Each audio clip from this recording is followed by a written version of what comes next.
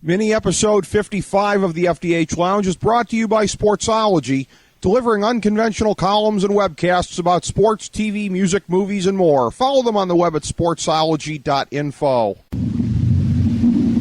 A long time ago, on a gloomy, wet Cleveland spring night, two men stand alone amidst the late-night drizzle. Their voices echo across the vacant station parking lot as they debate the merits of the great American radio show that have been missing for far too long. On that night, an idea was born. That idea became the FDH Lounge.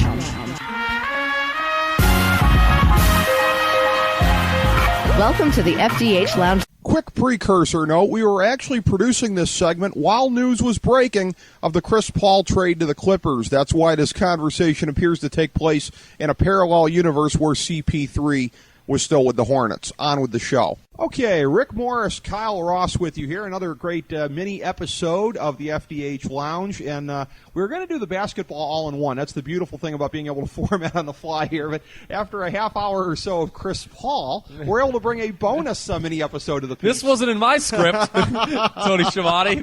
This wasn't in my script, folks. This isn't on my format sheet. Format sheet, yeah. That's the real inside reference. Yeah, this wasn't on my format sheet. Yeah, there's your Mark Madden-approved inside reference. A little bit of bonus coverage here. We're just going to go down and take a look. We'll use this as the basis for this segment and then just kind of jump off as necessary here. The FDH Lounge preseason power rankings for the NBA. They were devised by me, and they were put up on there. So go look on the blog, the FDH Lounge multimedia magazine, the FDHLounge.blogspot.com. Posted Tuesday, December 13th. The preseason power rankings there, of course, serialized from Fantasy Hoops Draftology 2011. So here's what we got here. Your first tier of teams, and again, 1 and 2 is not necessarily my predictor of who's going to win the title, but just going into the season. And I guess from the perspective of going into the season, because I also predicted the records separately, I'll admit that it maybe I was a little bit off on putting the Lakers number 2 because I see them kind of growing into it whenever they become what they are going to become, because we still don't know the full shape of the roster. Top tier, as I saw it, Miami, L.A. Lakers, Dallas, OKC, and Chicago in that order. You had said previously when we were doing our Chris Paul mini episode, you thought that the winner would come out of that tier, and I think it definitely will. I cannot see any team besides those 5 winning the NBA championship this year.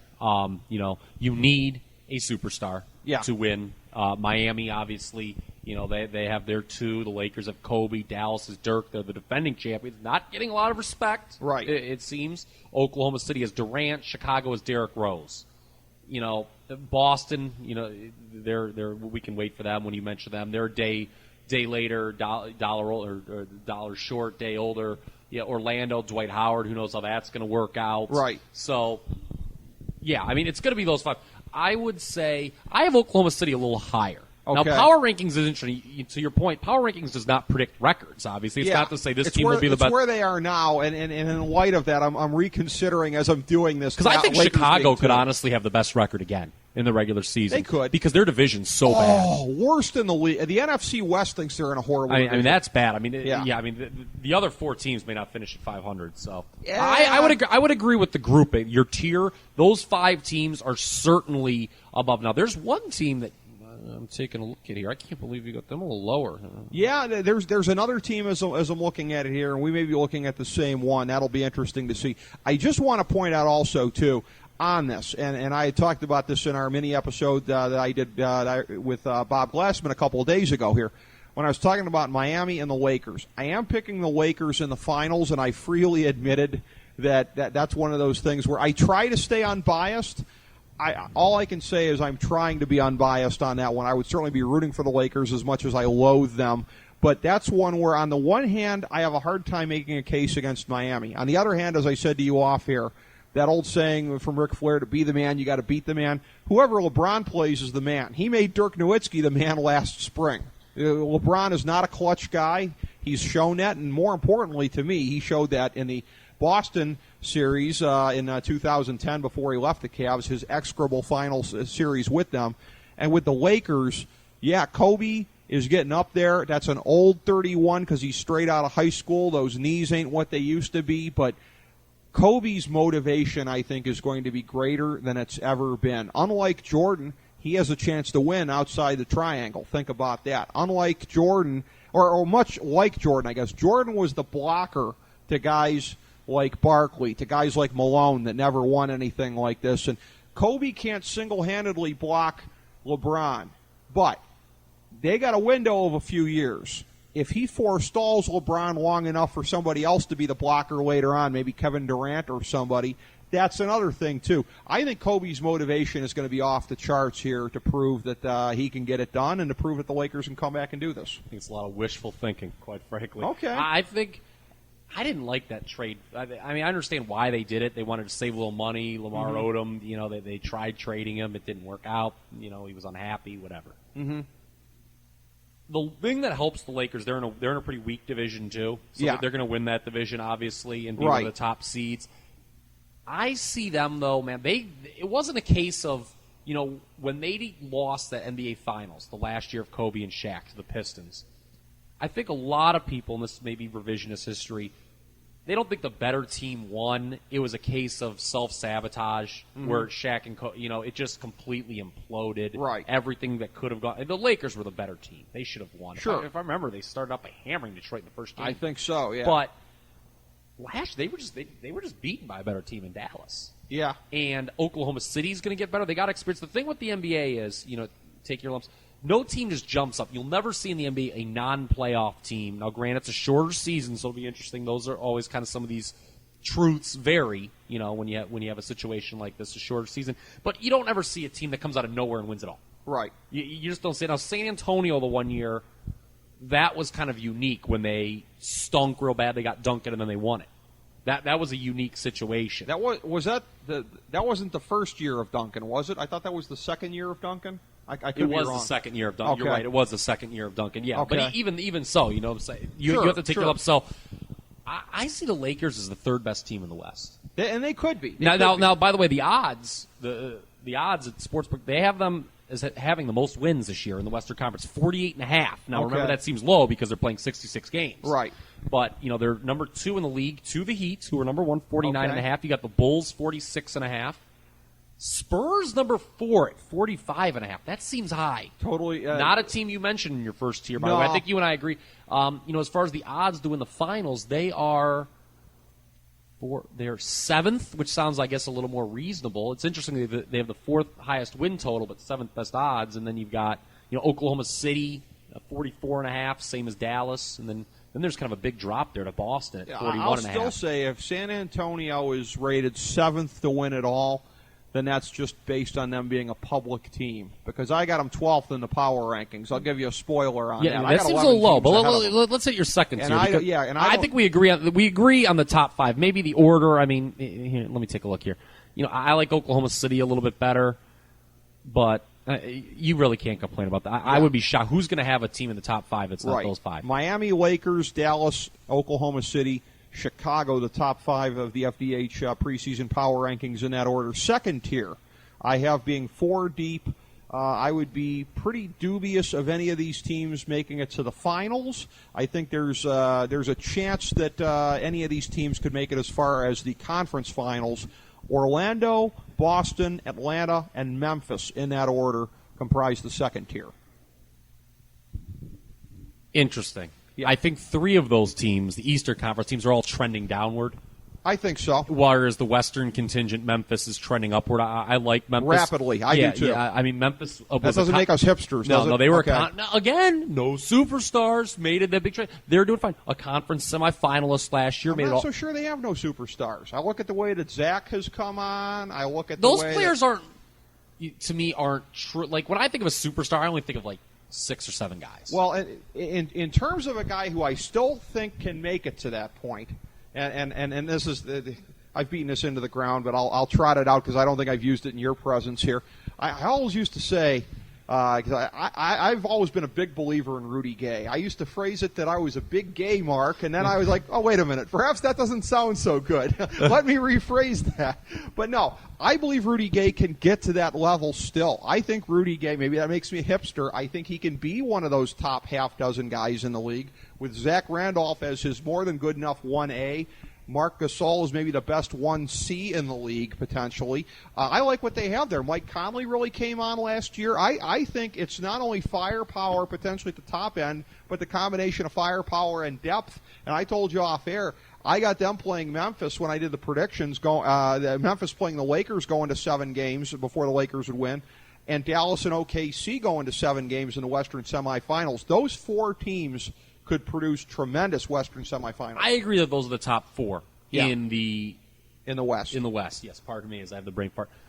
There's a team though in the East that I like better than all 3 teams you have in this tier. Really? That we haven't met. New York. All right. I think New York wins the Atlantic this year. I think Boston's older. Orlando is going to be a mess with Dwight Howard. And do you know what team I just hate? Is the Atlanta Hawks. Just they're a team. Yeah. They're just trying to. You talk about that perpetual that mid-card purgatory right. we talked about less. They're never going to. The way they're currently constructed, right. They will never win an NBA championship. But they're never going to be really bad either. See, I actually think it would benefit them to break that team up and just suck for a couple of years and get a superstar and change directions. They're not going to win the way they're currently constructed. They're on a treadmill. They're the Bucks of the '80s, is what they are. Yes, they're not. I like the Knicks better than all 3 of the significantly better than all 3 of those teams. As long as we're making analogies here, can we just have Joe Johnson change his name legally to Jason Worth? Because they're the same guy. Right place, right time. You get paid to be a megastar when you're not. Joe Johnson's a fine player. Should not be a max player. Should not be a guy you can build around. Should be a player that maybe tells his team, "Hey, you know what? I'd like to go to the Miami Heat." That's exactly who Let Joe somebody Johnson else is. win me a title. Yes. Well, I resent that. He could help a team. You can't. Not everyone can lead a team. Well, he certainly no, can't. He can't. Now, I hadn't given up on Atlanta completely. I'd only given up on them 90%. Now, they did beat Orlando last year in the playoffs. They were a conference semifinalist. Right.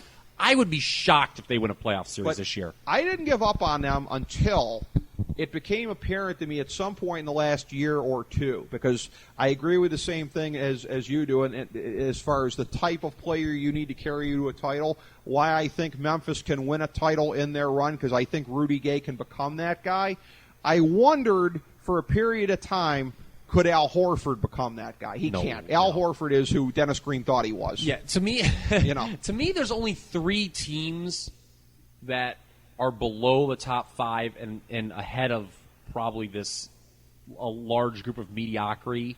Yeah, they'd be New York, Boston, and Memphis, along the same lines of what you're thinking. Good teams. Okay. Potential division winners, teams that I think can win a playoff series, right. but will not contend for the NBA championship. Right. Will not be, those to me will round out those 3 that I just mentioned with the top 5. Those are my picks for the conference semifinal. Okay, all right. And then after that, it's a real crapshoot. They're basically caught between the equivalent or underneath the equivalent of Vinnie Mac's glass ceiling, so to speak. Yeah. Okay. Well, but I think in some case, Boston's trending down, Memphis up, New York trending up. Sure. No, but New York's on my 3rd tier, and we'll talk about the 3rd tier. This is basically the bell curve, what we have here. It starts out on the end of again, teams that are sniffing to me that 2nd tier, all the way down to teams that are lucky just to be hanging on this tier. This one goes 10 deep. We start at 10 with Portland, 11 New York, 12 San Antonio, 13 Denver, 14 Indiana, 15 LA Clippers, 16 New Jersey, 17 Golden State, 18 Houston, and 19 Utah.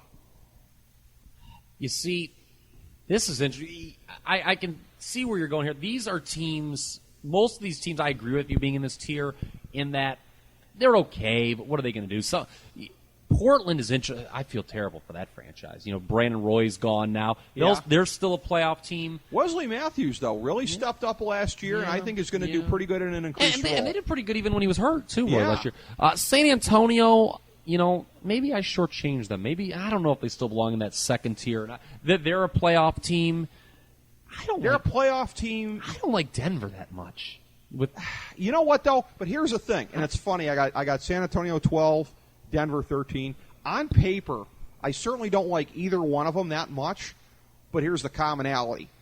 Greg Popovich, George Karl.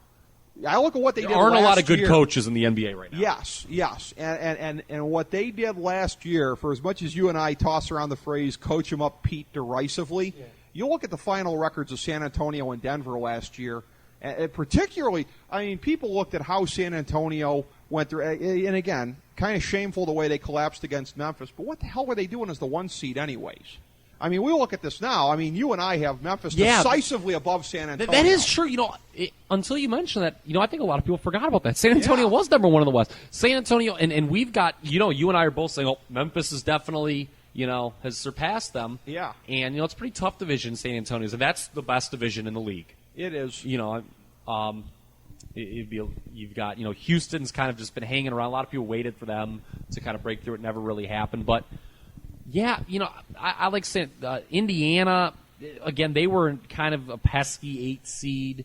They're putting together something decent. It doesn't have a real high ceiling to it, definitely. No, I could see them sneaking into the back end of the playoffs. I like the Clippers a lot. I think their ceiling compared to some of these other teams just solely because of Blake Griffin. Yeah. I got him as an 8 seed. And Eric Gordon is the 1B. Very good. Yeah. I think the Clippers' ceiling is much higher than a Denver, an Indiana, even a Portland. I could see the Clippers getting as high as 6th in the West. Right. Now, a little bit of a heart condition right now for my boy LaMarcus Aldridge, and a guy who really stepped up last year, got to go. Do I think he's a good enough player to build a championship around? No, and that's why I don't have Portland higher than I do. I'll tell you what here. At 17, don't sleep on Golden State. When you got you talking about a team that stunk. Remember, I asked before you could name a team that stunk for a long time. There's a team that stunk. Exactly. They had that 1 year where they got a favorable matchup. They beat Dallas in the first round. Bringing in Jerry West, not as the head decision maker, but just putting him in the mix. He's a winner. Decent talent. Again, that backcourt is a little mismatched the way that they've put it together. On paper, you don't want the formation of the type of backcourt that they've had. You basically, you don't want clones at power or at point guard and shooting guard. Even if they're both excellent players. True. Although it always helps to have 2 players as good as Curry and Ellis out there. But I love the way Don Nelson just played that team last year. Yeah. Just, you know what? Let's go high octane with just 6 or 7 guys every game. They had no depth whatsoever. And you're right. There is some talent there, at least in the starting lineup. I think he's going to have a better year. I like David Lee a lot. I I do too. I think somebody's got to get to. I think when you look at it here, I'm trying to kind of keep track here of what 8 you would have in the playoffs. I guess you got Denver. I think it's going to be a real the Clippers are 6 for me. Portland would be 7th. And there's going to be a mad scramble for that last spot among your Denvers, your Golden States, your Houstons. Okay. I got the Clippers as the 8th seed in the Western Conference, and then in the East, I'm looking to see here. In the East, I believe I have it as Indiana. So New Jersey. Yes, New Jersey. Yeah, New Jersey. New Jersey would be my 8th seed. I like New Jersey to make the playoffs. Yeah. Obviously, again, the franchise getting kind of a facelift. That usually is enough to carry you. Because we're about to get to the dregs of the draw here, so to speak, and then these teams have. The teams below them just don't have any chance to make the playoffs. I was just going to ask you. So our consensus is the 16 teams that make the playoffs, as you and I see it, come out of this grouping of the top 19 that we've talked about so far. There's not anybody below this. There's one team in the East that I think that you've got in the 4th tier. Philadelphia, I think, could compete. Okay. Other than that, the rest of these teams, no way.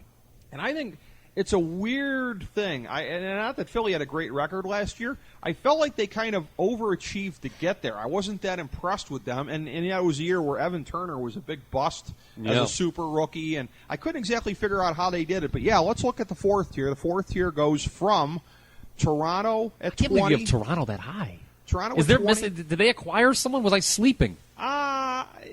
We'll look at them in a second here. They got some parts that I like. Toronto at 20, Phoenix 21, Philadelphia 22, Minnesota 23, Charlotte 24, New Orleans 25, Washington 26, and Milwaukee 27. And quite frankly, we're going on to Washington and Milwaukee. So how bad do you got to be not to be on that 4th tier when you're looking at them? Let's go to Toronto for a second here. And because I'm looking here at Toronto with the odds. They've got the 2nd lowest projected win total at 16.5. All Only right. Minnesota's worse.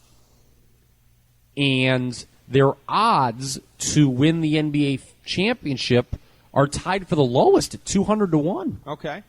Again, I look for big things from them this year. I think that Big thing. Relative. Yeah, okay. No. Relative to that. All right. Well, to be specific, let me go to what the record. All right, I got them at 29-39, which is probably way above what a lot of people have them at.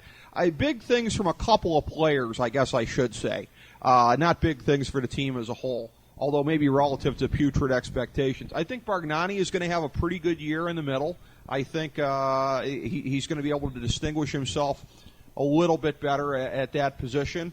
I'm a believer, among other things. I look at the kind of year that DeMar DeRozan had stepping up last year, and I think that he's a guy who, if he's a legitimate 18, 19-point-a-game guy, which I think he may be, that helps you out already. But the way every team's going to have a legitimate 18, 19-point guy. To me, when I look at the division, right, Toronto's in a lot of trouble in that division because that division, which used to be awful, the Atlantic, has gotten better, and they're the clear last place team in that division. They're not going to finish above Philly or New Jersey. Yeah, what do I have?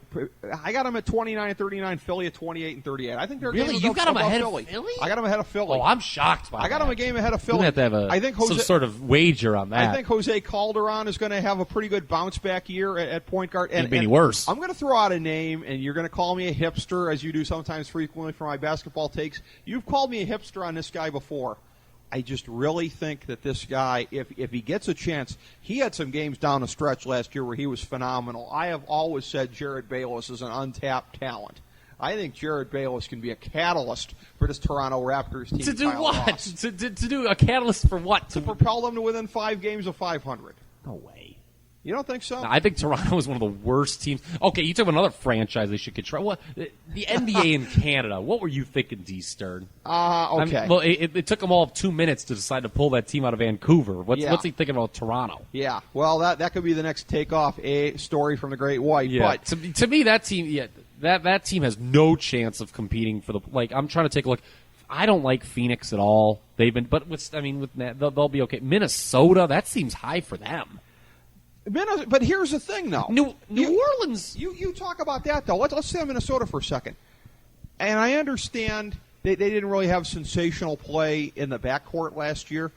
They do have Kevin Love. How is Minnesota as bad as they were with Kevin Love and Michael Beasley stepping up like that? Well, I don't know. Have you seen any of Have you seen any of Michael Beasley's latest twit pics? I think that's the reason why. Yes, that probably. Okay, but you're also putting Derek Williams in the mix there, who my boy true. Nate Noy is. FDH's Nate Noy seems to be on the cusp of nominating him not merely for Rookie of the Year but for NBA MVP already. But that is going to make a tremendous difference there. Yeah. The weird thing, I can't figure out what they're doing in the backcourt. I can't figure out why they would go for J.J. Barea as well as with Ricky Rubio there. But at least they're hedging themselves. Yeah, exactly. They've Who upgraded knows their about team in a Rubio? couple of key places. Yeah, Rubio's got high bust potential, I think. And their talent was much better than their record last year. That's true. Yeah. Was Kurt Rambis just that bad? I think he was. Okay. So I'm basically putting them in line with where I think they could be okay. They be. play in a kind of a tough division, though, too. That's the problem, too. You always have to remember, somebody's got to finish in last. You got Oklahoma City. Yeah, that's true. Portland. The theory of the world needs ditch diggers. Yes. You got Oklahoma City, Portland, Utah. Yeah. All right. Well, who am I missing? Who's the fifth team in that division? Okay. Denver. Yeah, Denver. Well, and I do have Minnesota in last, but I have them at 26-40. Okay. I have them as, and that's not a great record, but let's take a look. Well, I'll tell you what. The sports books do not agree. They have them with the lowest win total of any team, 15.5. I guess I just don't understand that. They're again, looking at the record from last year. Keep in mind that a lot of that stuff public. Minnesota's certainly the opposite of a public team. I would say over for that. You're right. Just based on their talent. You're right.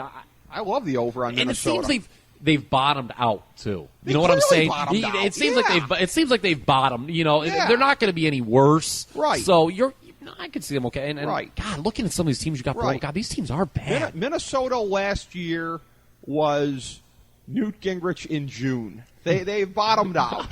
They clearly bottomed out. But here's the thing, though. I want to go to that for a second and playing to the public as the sports books do. You said 15 wins.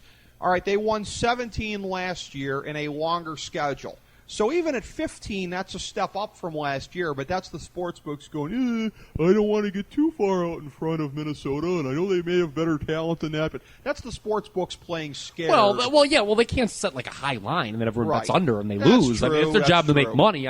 Yeah, you're right. I would go with over 15 but and a half, absolutely. They're playing to people's ignorance on that with a line at 15, no question about it. So there's our next tier. I don't think they're the worst team. No, I don't think they're the worst team either. Not even close.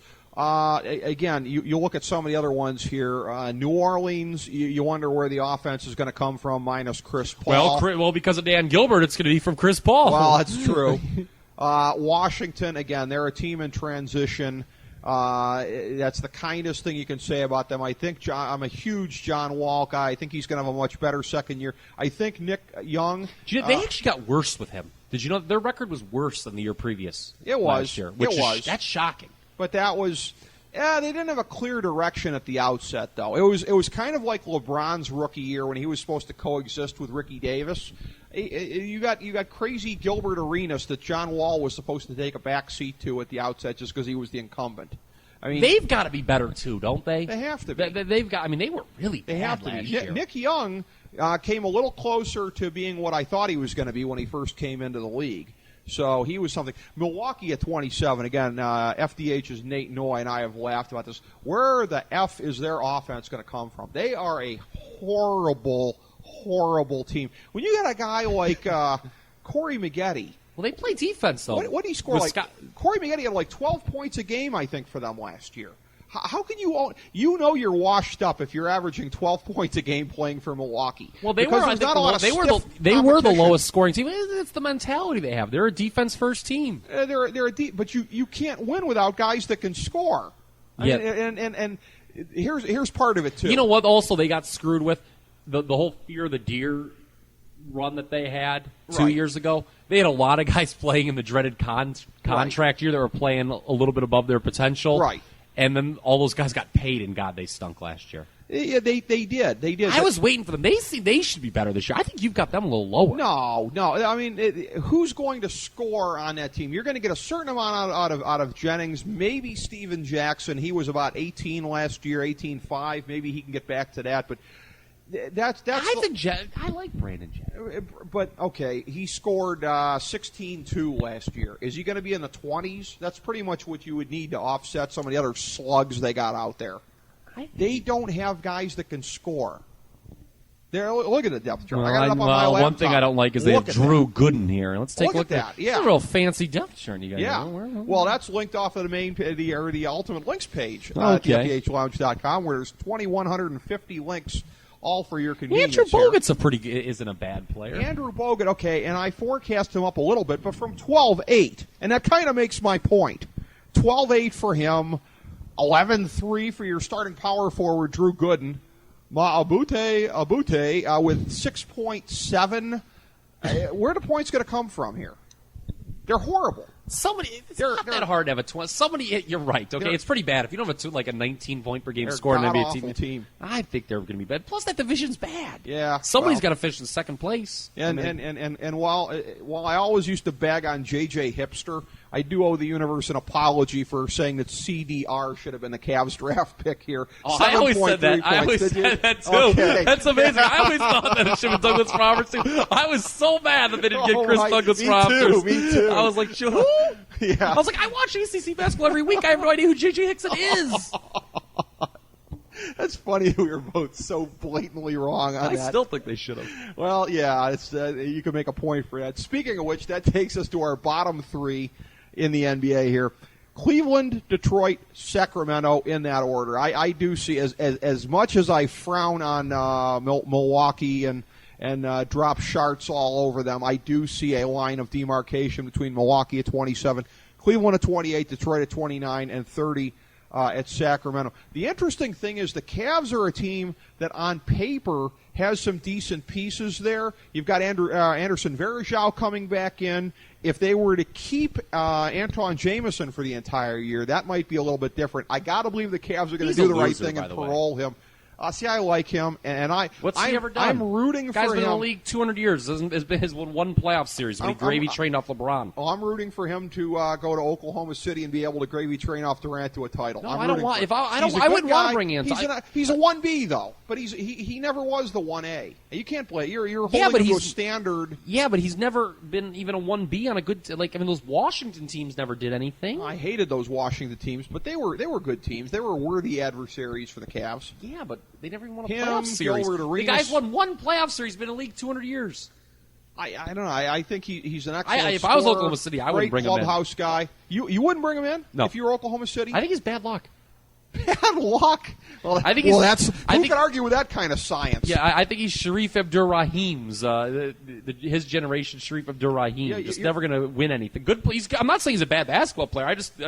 He's never been in a meaningful game. That kind of science there. You're like my old pal from bowling in the scratch leagues, my old pal Al Chuhey, who thought that if he tugged his ear when a guy on the other team was releasing the ball, that it would go through the nose and he'd leave a split or something. Yeah, I'm telling you right now. That's the kind of science when you say that Anton Jameson is bad luck.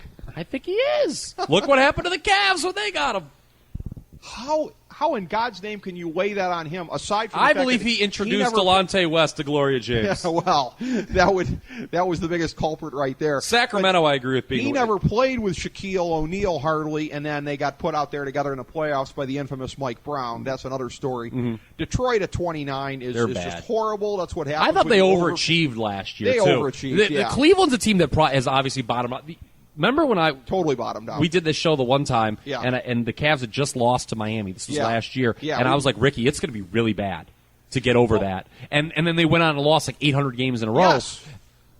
That was the worst. They actually played before and after that streak relatively okay basketball. So you're right. I think Cleveland, honestly, I think there are 4 teams worse than Cleveland. Okay. Detroit and Sacramento, who you have worse. Yeah. And I say Toronto and Charlotte. All right. The other thing on Cleveland, too, that I want to talk about, because, again, Kyrie Irving coming in, I think that's going to make a difference. I think that he's actually my pick for Rookie of the Year because he's going to get the minutes to go out there. He and Derek Williams were kind of head and shoulders above everybody else, but Derek Williams, I think, is going to be buried in that Minnesota rotation. But you look at the thing with Cleveland. I think they were 7-9 going into that Miami game last year. And you and I argued about that beforehand. You said I was a hipster because I said they would be the 8th seed. And I said, I'm not being a homer. I don't want them to be the 8th seed. I want Dan Gilbert to implode this team so we can suck and get the first overall pick. Funny how that happened. But anyways, you and I talked about that game on the show right after it happened, like the week or so after. And I think you said that this may go down as one of the most transformative games in NBA history. It was so ugly. It spawned that, 26-game losing streak. It took the decision out of Dan Gilbert and Chris Grant's hands because I'll go to my grave saying that looked like an 8th seed in the awful Eastern Conference to me beforehand. I think they would have limped to a mid-30s record the way they were playing. That game, and people hated it at the time, and people hated the streak, and I'm sitting there going, I'm a Cavs fan, but you know what? I'm smart enough to say you have to do that. I'm enduring 5 years worth of pain in 6 weeks. I'm good with that. That's what I wanted. If you're an NBA team and you're not, if you're these small market teams, if you're the watch, you have to bottom out to get a top draft pick because you have to have a superstar.